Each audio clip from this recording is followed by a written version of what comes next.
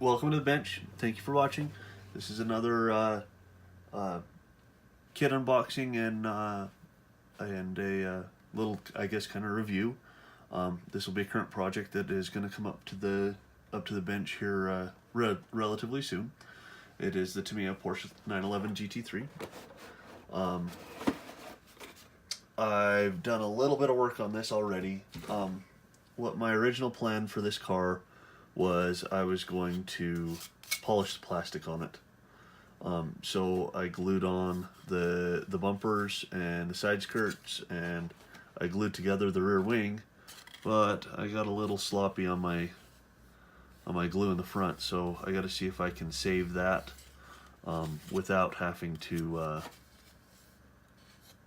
do a repaint on it.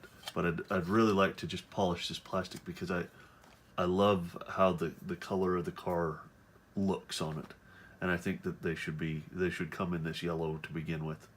So there's a couple of pieces that are put together. I really haven't done much other than that. When I put this together, I put it together, and then winter happened around here, and I ended up really busy at work, so it all kind of went back into the box. So this is the first time I've really opened it since then. So let's see what we got. We got some the glass pieces here, and it looks like I'm probably going to have to polish that windshield. It may not have survived the packaging as well. I think I definitely need to find a new knife, that's for sure. That blade is definitely wore out. Oh, it looks better when the plastic's out. Maybe the plastic was just dusty. Nice headlight covers. The thing that I've done with those, I know that some people use the squadron glue for that, so they don't fog up. I've used and had really good luck with just white glue. You paint your stuff to the inside, you paint whatever you need to paint, and you just fill it with the white glue, and the white glue will turn clear when it sets up. So this one here, you see, that's how I glued the headlight in on that, and you don't get any smear marks, you don't get any hazing or anything like that, which I really kind of like.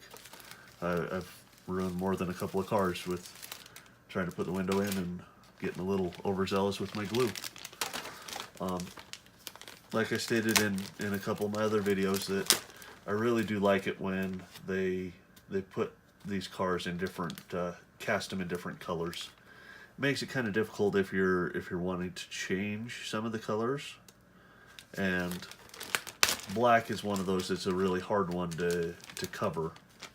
I mean, it could be like the AMT kit of the 57 or 55 Chevy pickup that comes in purple, which that one doesn't cover real well either. But if I wanted to have like a brown interior or something like that in this car, it would be a little more difficult being as it's black. But it's a sports car, it probably should have a black interior in it to begin with. The wheels look really nice though.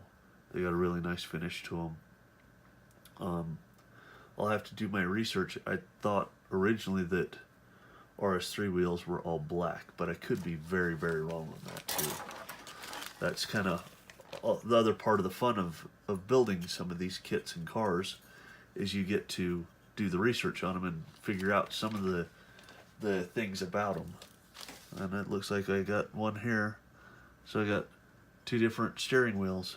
We'll have to figure out what the different options are on those, because that will make a difference on how you build it and that, especially when you're looking at like a car that's for a different market than the US, especially the JDM market.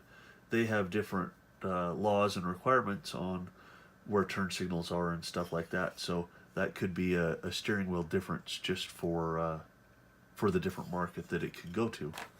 So couple more yellow pieces. I'm not sure why suspension arms got made in and axles got made in yellow, but I can make that work. That's not a problem. Looks like we got another bumper cover for some reason. Not quite sure about that. This must be a kit that you can make a couple of different ways. So,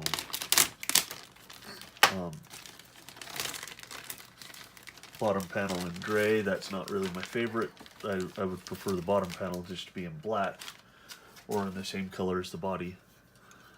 But most of the engine is just part of the pan, like most of these kits tend to be, which is not a problem at all. Nice cross drilling on these rotors. See if it'll focus for you guys. And nice looking Brembo brakes. I wonder why I got a different bumper cover and a different rear panel. That just must be for a regular Carrera then.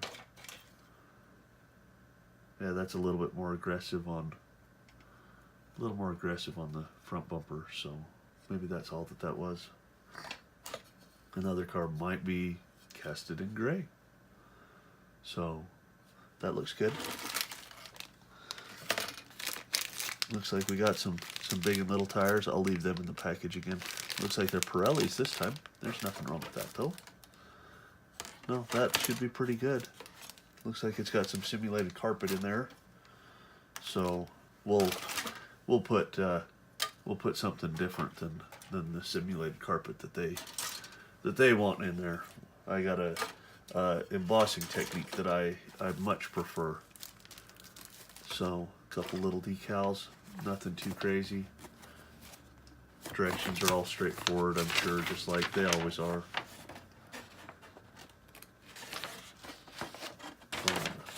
I might have to see. I thought the GT3 also had a. Oh, it's the RS model. The RS model is the one that has the indications on the side and the roll cage and stuff like that. So, it's a cool kit that my local hobby shop had this marked down probably almost $25 less than what they wanted for it. So, one of those you get them when you can. So, but this one should come up in the build here pretty soon. Like I said, I'm gonna try to polish the plastic on this one. I've had good luck with it before. I've also had bad luck with it before. So it can definitely go both ways on how they end up. So thank you for watching. Keep watch for this one coming up on the bench here sometime soon. Thank you.